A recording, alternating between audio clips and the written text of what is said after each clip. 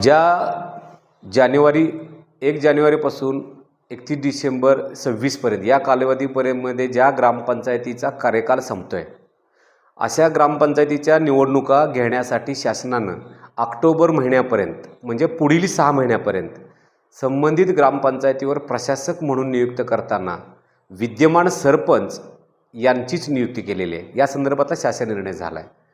याच ग्रामपंचायतीचे विद्यमान उपसरपंच आणि विद्यमान सदस्य असतील हे सगळे प्रशासक समितीचे सदस्य म्हणून काम करतील। यातून निश्चित काय झालं, पूर्वी जी ग्रामपंचायतीचं कामकाज होतं तेच कामकाज आता पुढील 6 महिन्यासाठी तीच टीम काम करणार आहे। पण या टीमला काम करताना महाराष्ट्र ग्रामपंचायत अधिनियमामध्ये सांगितलेली कर्तव्य, जबाबदारी, कामं आणि अधिकार हेच वापरता येणार आहेत। याचा फायदा नक्की सरपंचांनी घ्यावा।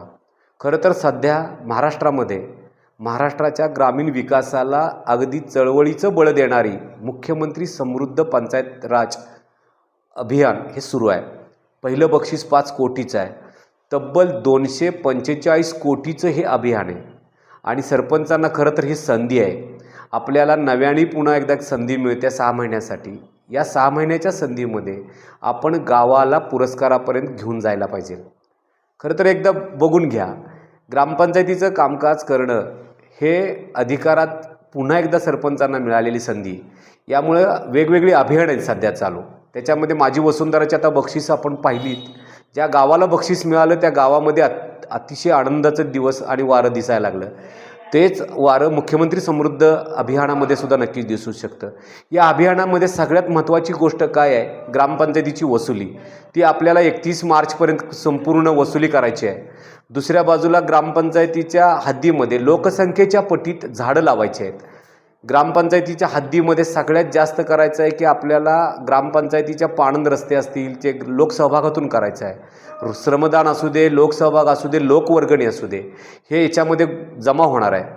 आपल्या ग्रामपंचायतीला पुन्हा एकदा सर्वांगीण विकासाकडे घेऊन जाण्यासाठी सरपंचांना 6 महिन्याचा संधीचा हा एक कालावधी मिळाला आहे। या संधीचं नक्की सोनं करावं आणि पुन्हा एकदा ग्रामपंचायतीला निवडणुकीला सामोरं जाण्यापूर्वी ह्या 6 महिन्यातल्या केलेल्या विकासाचा त्यांना नक्कीच फायदा होईल असं मला वाटतं।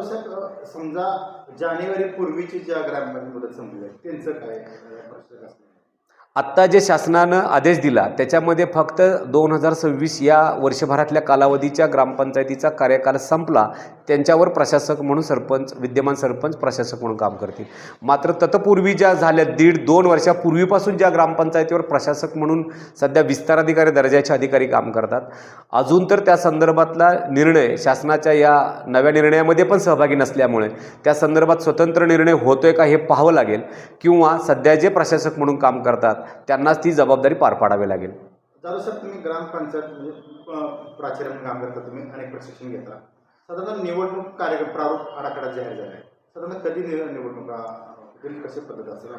खरं तर सरकारनेच आता डिक्लेअर केलं आहे 6 महिन्याच्या कालावधीमध्ये ऑक्टोबरच्या जवळपास हा निवडणुकीचा कार्यक्रम पुन्हा सुरू होण्याची शक्यता आहे।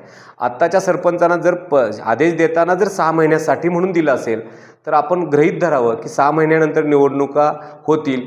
तर त्याच्या आधी जर शासन निर्णयाचा तसा उल्लेख केला असता पुढं काय असतं, तर तसं कुठेही शासन निर्माण करणारा शासन निर्णय नाही आहे। 6 महिन्याचाच कालावधीत होऊ शकतील असं मलाही वाटतंय।